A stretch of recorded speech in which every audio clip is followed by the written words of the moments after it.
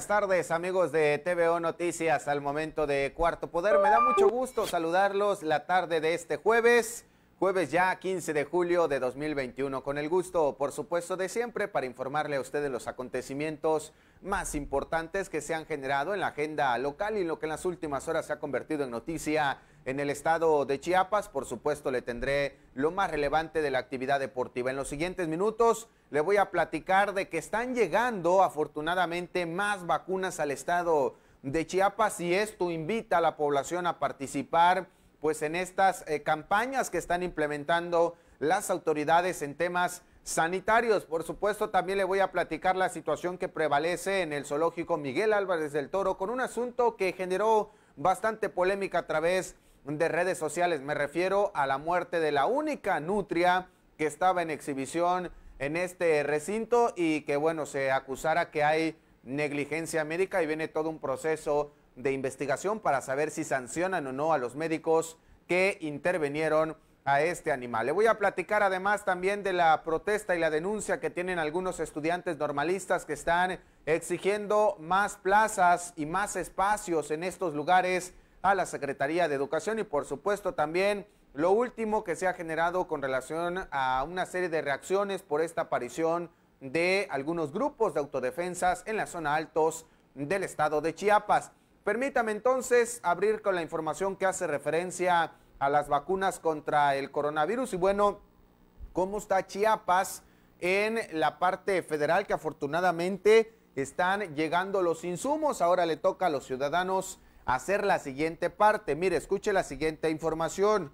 Al arribar a Chiapas, un nuevo embarque de 109,600 vacunas contra el coronavirus de la marca CanSino y Sinovac. El gobernador Rutilio Escandón Cadenas agradeció a la federación el interés que tiene de apoyar a la entidad con el suministro suficiente de biológicos, de manera que se puedan reforzar las actividades de vacunación en aras de garantizar la protección del pueblo chiapaneco. El mandatario estatal informó que este jueves el secretario de Salud, José Manuel Cruz Castellanos, encabezó la recepción de este cargamento de 100,000 vacunas del laboratorio CanSino y 9,600 de Sinovac, biológicos que van a permitir acrecentar la cobertura de inmunización en las y los chiapanecos de acuerdo con el programa establecido en el Plan Nacional de Vacunación. Al disponer de las dosis suficientes para avanzar en la salvaguarda de la salud de la población, el jefe del Ejecutivo insistió en la importancia de protegerse contra el coronavirus, siendo la vacuna el mecanismo de defensa más eficiente que se tiene hasta el momento para hacer frente a esta pandemia. Así lo dijo el gobernador. Insistiendo, hay que vacunarse, tenemos suficientes vacunas y este medicamento previene la enfermedad del COVID-19, protege la salud, cuida a tus seres más queridos y de esa manera nos cuidamos todos. Jóvenes, lleven a sus padres, a sus abuelitos a que les apliquen la vacuna. Ya en México, en algunos estados de la República, se está viviendo la tercera ola. En el mundo igual, pero para protegerse hay que aplicarse este medicamento. Ya se vio que es efectivo. Es la mejor manera de estar sanos y de evitar el contagio de esta enfermedad. Y si nos infectamos, de acuerdo a las evidencias médicas, lo que han expresado y han visto las expertas y los expertos de la salud es que la enfermedad es más leve. Entonces, vamos a vacunarnos todos. Tenemos suficientes vacunas. Gobierno de Chiapas. Mire, en unos minutos más me voy a enlazar con mi compañero Pepe Ortega. Permítame comentarle la información que hace referencia al zoológico Miguel Álvarez del Toro, porque en las últimas horas este lugar fue acreedor de una serie de polémicas. ¿Por qué? Por la muerte de una nutria, de la única, por cierto, que había en el zoológico. ¿Qué pasó? Aquí los detalles. El coordinador para el mejoramiento del zoológico Miguel Álvarez del Toro, Joe Miseli Hernández, informó de una posible negligencia y que esta fue la causa que terminó con la vida de la única nutria que estaba en exhibición de este recinto, que alberga 1.600 ejemplares en una reserva de 111 hectáreas y que se ubica en Tuxtla Gutiérrez. En entrevista refirió que después de revisar un video cuya duración promedio es de 50 minutos, observó que los médicos no utilizaron el protocolo adecuado para auxiliar a este animal que presentaba problemas y que sería sometido a una toma de muestras para que se hiciera un diagnóstico. El dictamen de un médico y especialista de la UNAM determinó que la causa de la muerte se debió a problemas de la anestesia y el monitoreo. No está claro, porque se sabe cuál fue la causa de la muerte, según ya el dictamen de un médico que sí es especialista en fauna silvestre, muy respetado, académico de la UNAM, que se le envió el caso para su dictamen y él ya dio su dictamen en donde sí manifiesta que hubo problemas con la anestesia y problemas en el monitoreo. Un especialista catedrático de la UNAM, no yo, que soy especialista en perros, digamos, ¿no? Y justo por eso, para no crear suspicacias, se tomó la decisión de pedir esa opinión de un tercero neutral, que yo ni siquiera tengo el gusto de conocer al señor. Miseli Hernández puntualizó que en un monitoreo se implica un momento en intervalos de revisión de 5 minutos para hacer un chequeo de la frecuencia cardíaca y respiratoria de los animales, además de la temperatura. Sin embargo, en la revisión del material se observó que llegaron a pasar hasta 12 minutos y esta actividad nunca se hizo. Los involucrados en esta negligencia son el curador en salud y nutrición y otra persona responsable de los mamíferos. Este medio de comunicación buscó la postura de los involucrados, pero no quisieron dar opinión sobre este tema. Lo que vendrá ahora, detalló Miseli Hernández, es una revisión del equipo jurídico para analizar los artículos dentro de la ley y podría venir una amonestación, un acta administrativa o el despido de las personas involucradas. Con imágenes de Max Sotero, camarógrafo Adolfo Luján, reportero para TVO Noticias de Cuarto Poder.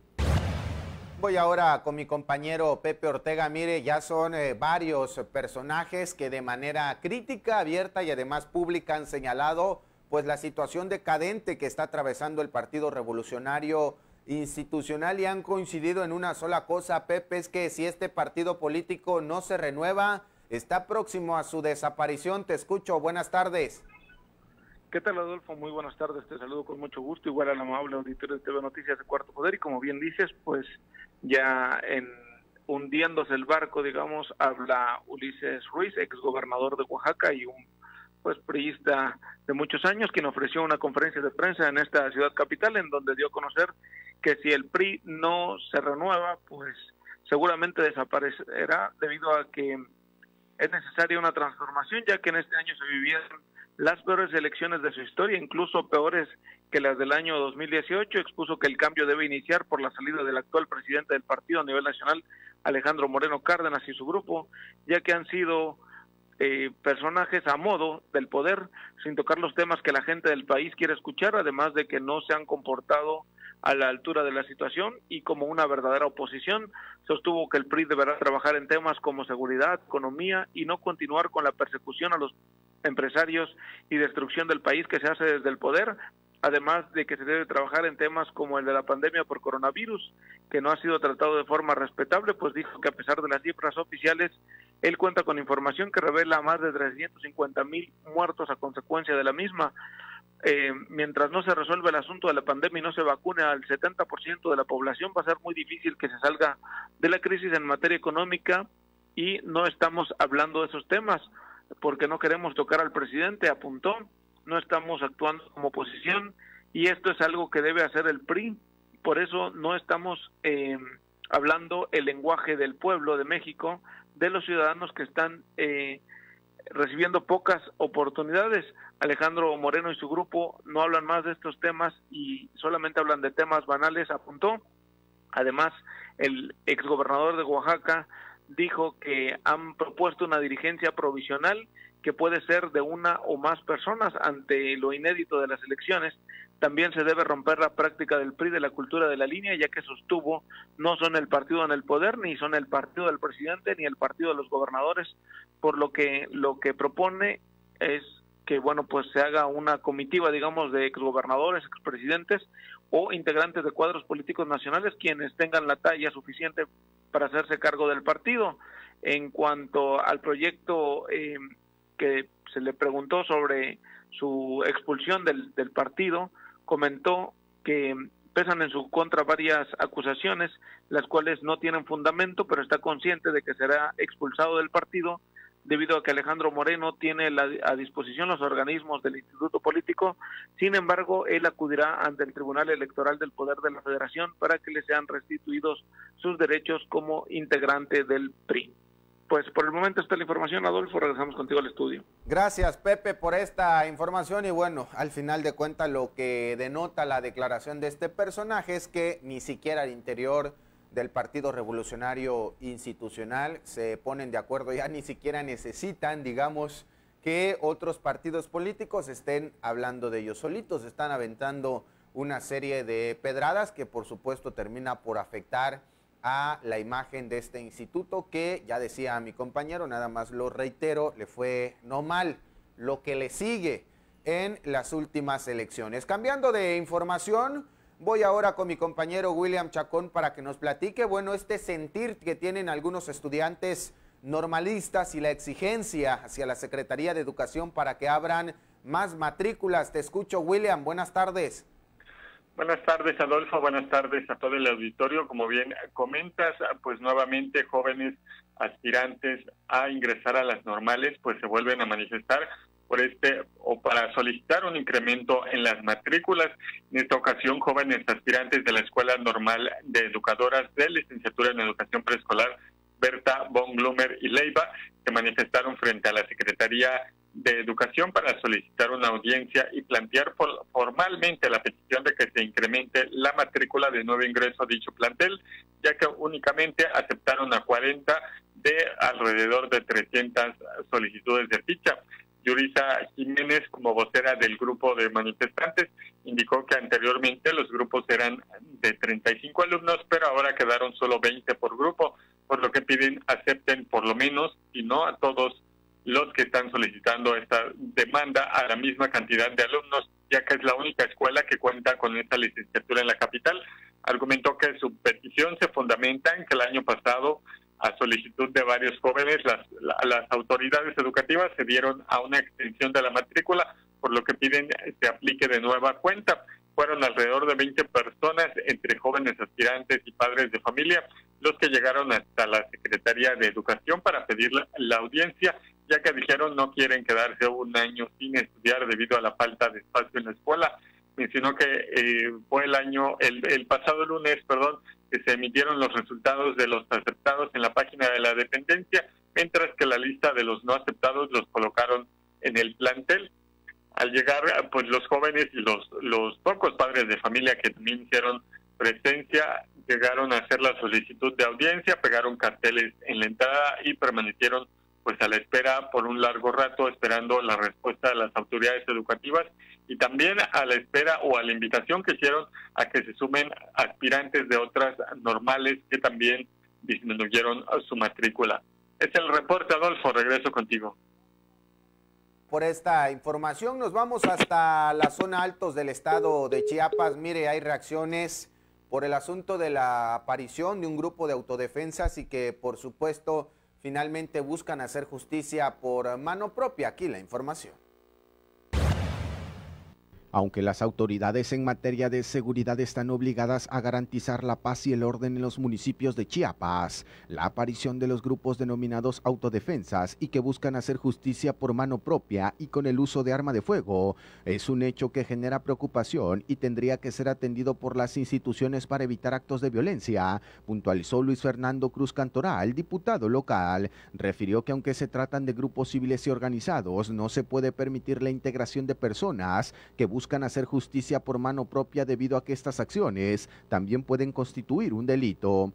Claro, es preocupante, es de atender de manera inmediata, es la agenda ahorita principal, darle a la ciudadanía certeza que ningún grupo va a estar por encima de las instituciones de seguridad, que ahí se manifiesta el poder público, pues la voluntad popular en estas instituciones. Y tenemos que ser muy claros, no solamente con estos grupos, sino con cualquier grupo que quiera autollamarse, autodenominarse y que esté por encima de la Constitución y los derechos que hemos consagrado nosotros como chiapanecos, no podemos permitir. Tenemos antecedentes ya en la historia política de Chiapas, movimientos sociales de otras magnitudes, y no creo que debemos caminar hacia allá, sino tenemos que caminar a la pacificación, a la conciliación y sobre todo al desarrollo en armonía. Entrevistado sobre el tema, recordó que en los últimos días se han presentado acciones delictivas que buscan meter miedo en una sociedad noble. Sin embargo, confió que los representantes gubernamentales hagan frente a la problemática para tener claridad de lo que está pasando, más allá de los operativos preventivos y disuasivos que se han implementado en varios municipios en conflicto. El legislador pidió a que no se dejen a un lado las mesas de negociaciones para atender las demandas que tienen los ciudadanos. Para TVO Noticias de Cuarto Poder, Adolfo Luján. Y bueno, vaya que en San Cristóbal de las Casas está sucediendo una situación atípica, hay mucho desorden en ese municipio y bueno, las autoridades finalmente están por concluir y poco les importa la situación de esta zona. Andrés, te escucho con el reporte de esta tarde. Sí, Adolfo, te saludo a ti y al auditorio de TVO Noticias. Como tú bien lo comentas, pues el día de hoy la diputada Patricia Mas Lazos, diputada local por el partido político Morena, exigió a las autoridades realicen una investigación correcta y puntual respecto a la acusación que hiciera una mujer sobre el médico Salomón López Guzmán. La diputada externó que las autoridades deben llevar una investigación exhaustiva de los hechos ante una serie de contradicciones que se han vertido sobre el caso. No es posible que hasta el momento no se haya realizado una investigación a fondo del caso. Hay muchas preguntas que nadie da respuesta en torno a esta y muchas otras detenciones sanitarias, dijo. Lazo se pronunció porque respetar las garantías individuales del médico y se dé paso a la entrega de las pruebas que demuestren su inocencia. Salomón López Guzmán, pues es un médico que ha laborado durante 10 años en su consultorio privado dentro del barrio Tlaxcala de San Cristóbal de las Casas, y en una consulta una mujer la acusó de haberla violado y fue el pasado 13 de mayo, bien que fue retirado por el de la Policía Municipal de San Cristóbal debido a que un grupo afuera de su domicilio y a lincharlo. A respecto, a la Fiscalía General del Estado informó que elementos de la Policía Municipal pues rescataron de la turba al médico, quien pretendían lincharlo por acusado de delitos sexuales. Sin embargo, la familia aseguró que ese grupo es dirigido a mujer quien había acusado al médico de haberla violado, y dijeron que cuentan con imágenes de cámaras de médicos en la que salir de forma tranquila y sin indicios de haber sido agredida, porque en la calle pues comenzó a gritar y a acusar al médico de intento de violación. Pues esa es parte de la información que te presenté el día de hoy, Adolfo. Gracias, Andrés, por esta información. Lo que decía mi compañero, solamente un tema. Mire, resulta que hay otro igual o más preocupante. Se agarraron a pedradas y hasta balazos algunos transportistas allá en San Cristóbal de las Casas. Le comparto con mucho gusto la información que nos hace llegar nuestro compañero Manuel Martínez, y es que un incidente de tránsito registrado en la zona norte de San Cristóbal de las Casas entre conductores de combis piratas terminó en una riña, esto frente a la colonia Bosques del Pedregal y la colonia Prudencio Moscoso, en el que salieron a relucir detonaciones con arma de fuego. Los hechos ocurrieron, dice mi compañero Manuel Martínez, alrededor de las 2 de la tarde de este miércoles, luego de que unas 80 personas comenzaron a arrojar piedras a otro grupo y a una combi del transporte público, golpeando de manera salvaje a 2 personas. En el incidente de tránsito se vieron involucrados 2 conductores de unidades del transporte público, el cual derivó en el zafarrancho y en la riña entre ambas partes, por lo que de inmediato acudieron varias unidades de la policía para controlar la zona. Se dio a conocer que una diferencia entre los conductores de las unidades transportistas originó esta trifulca, ya que ambos solicitaron la presencia de sus adheridos, y mientras se agarraban a pedradas en parte de San Cristóbal de las Casas, que es una ciudad emblemática en Chiapas, bueno, las autoridades de brazos cruzados, y este tipo de situaciones no es la primera vez que ocurre en aquel municipio. Permítame ahora comentarle otros temas que hacen referencia al trabajo que vienen haciendo algunas instituciones, en este caso que involucra a la Fiscalía. Le cuento a detalle esta información que hace referencia al tema de la madera.